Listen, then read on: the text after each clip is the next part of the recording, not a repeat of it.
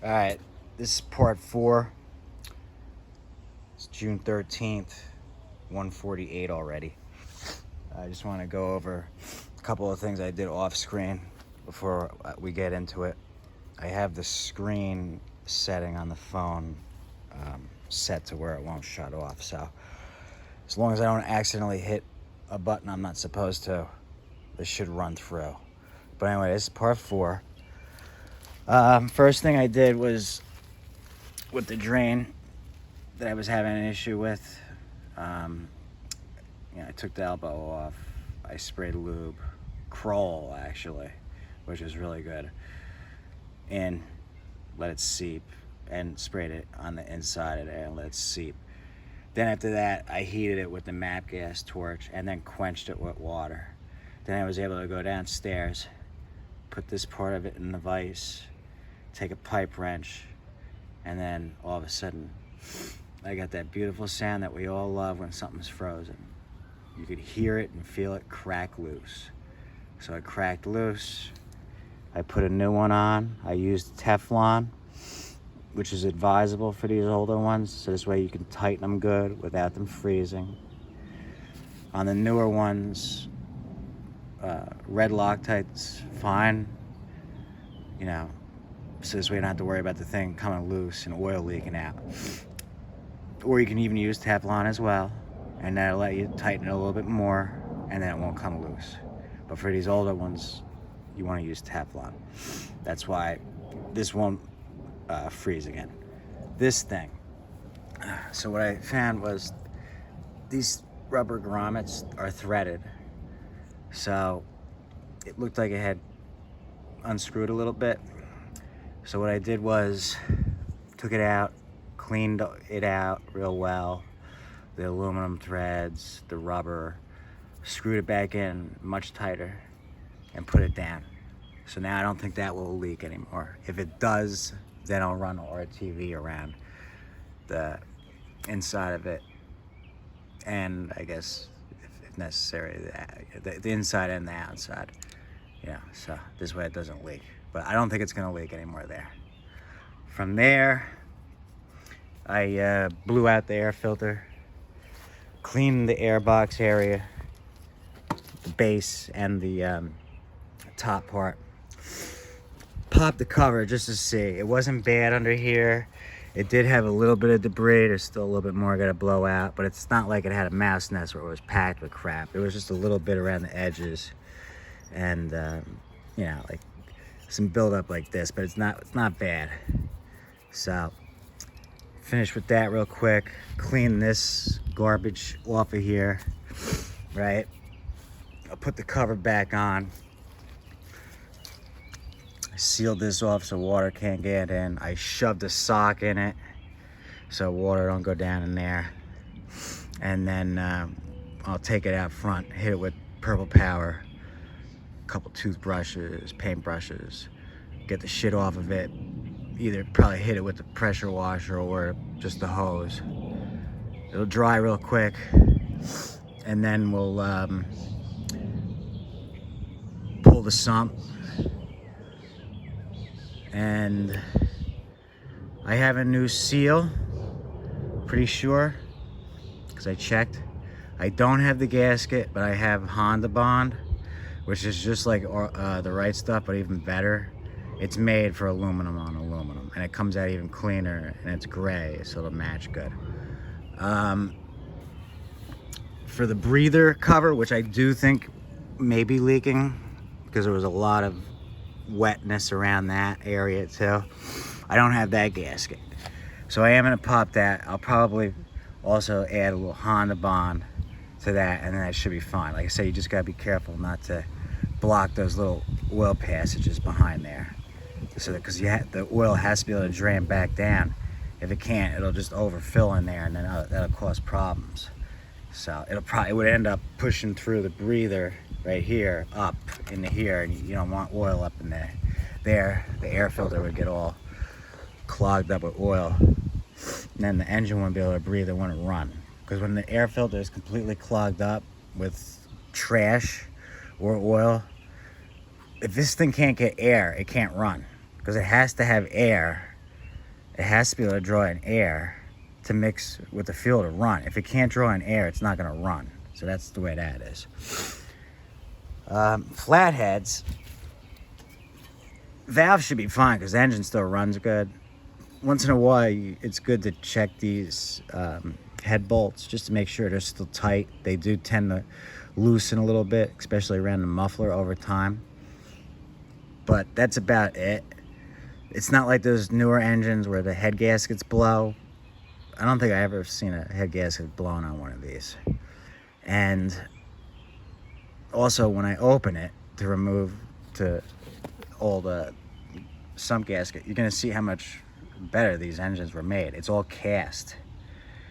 Like the camshaft on the modern ones, that garbage cog wheel, that's not how these are. These are solid cast iron. It's a solid one piece of cast iron, and it's not that garbage. And these don't have that failure with the compressor release thing where you had to open them just to replace that stupid thing. That's ridiculous on those newer ones. Another problem that I'm sure that if they wanted to correct, they could, but they don't because they want you to bring it in for service or buy a new one. What else?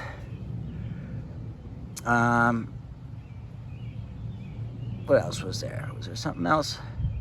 I'll put the new spark plug in. And so yeah, Honda bond on the sump and the breather, new seal, oh, and then the carburetor. Open the carburetor.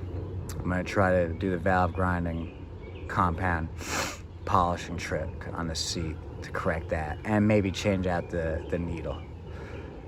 And then we'll be slapping it back together. She'll be good to go, clean, and then ready to run another 30 years.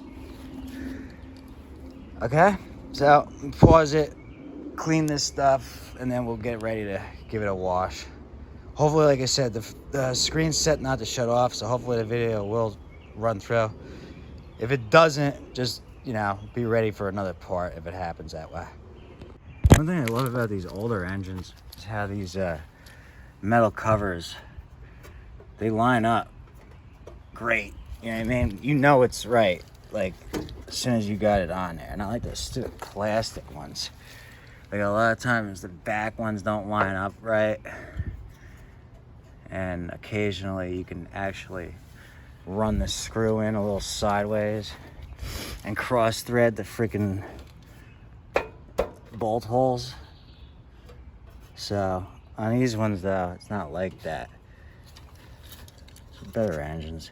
This was America at its peak. Okay? It's a shame they gave it up. We're trying to get it back, but they gave it up. And then, the environmental stuff kicked in, forcing those overhead valves. But whatever, man. We always built the best stuff. Americans know that. If you're old enough, anyway. Around the world, you might not know that. Americans fucking built everything the best. That's how we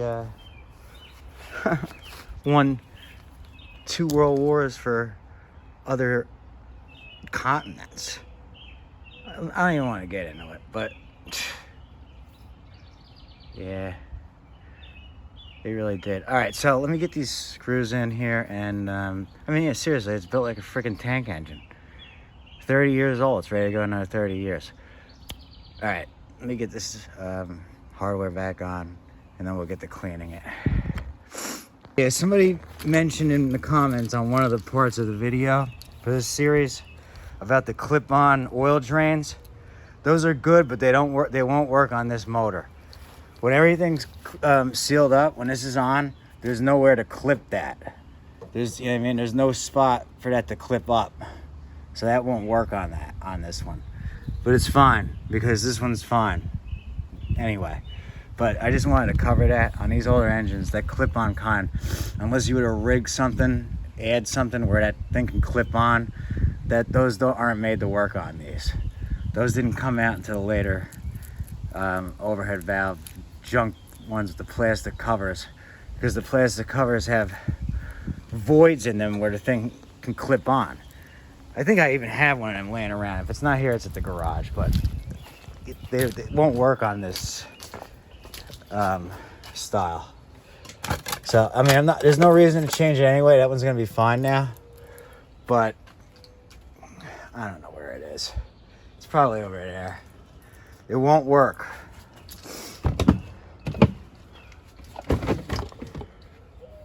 I have one or two somewhere, but I don't know. I can't find it right now.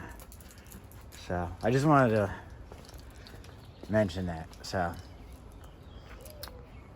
they're decent, you know. I mean, they make it easier, but you can't. They won't work on this kind. So all right, it's ready for its bath.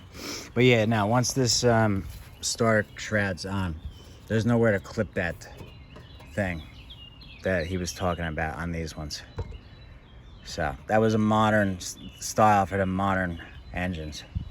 Now, if you wanted to rig something like right here, like a little bracket that comes out, and have it clip, you could add one if you wanted to, I guess, but I'm not gonna do that. It would look funny on this old school engine. The other thing is these, you see how these front bolts stick out, which they also do on the newer ones. You know why they do that, right? That's where at the assembly line, they got picked up. The engine would be picked up using these. So that's why they're like that. All right, let me get this thing set up to wash it now. All right, I like to use purple power when I clean this grime off of here. It kind of eats away at it on its own when you let it soak. Luckily, I still had a little bit left. At first, I was using Simple Green. Simple Green's good for inside the ultrasonic cleaner for cleaning carburetors, but it's not as good. It's not as strong as Purple Power for just straight cleaning them. But I wouldn't use Purple Power in the ultrasonic cleaner. It's too strong. So when you clean a carburetor, it turns the aluminum black. So in the ultrasonic cleaner, Simple Green's the way to go. So, just for those who want to know, that's what I found. Purple Power is a little bit too tough in the ultrasonic cleaner, but in this situation, it's perfect. So, get a brush and start scrubbing this shit up here. So this way, when I open it, it'll be clean. And that's what I'm gonna do. And then we'll hit it with the pressure washer. Good. Screen's been staying on. All right. She's as clean as a baby's behind.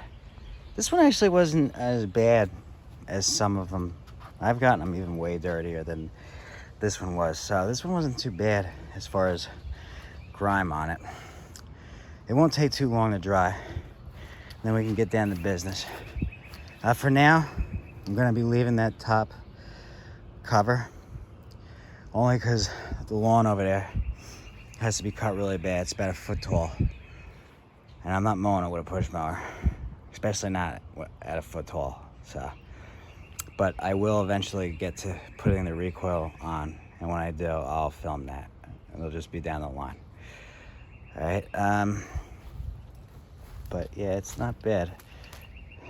So just let it dry for a little bit, and then I'll zip off the sump, and we'll get that done. And I have to check what the torque specs for these bolts are. I forget. I have the page that tells me. Otherwise, I'm gonna have to look that up real quick. It's the one thing I need to know. So here, let's go get that seal. I have a feeling it's this one. It's part 291675.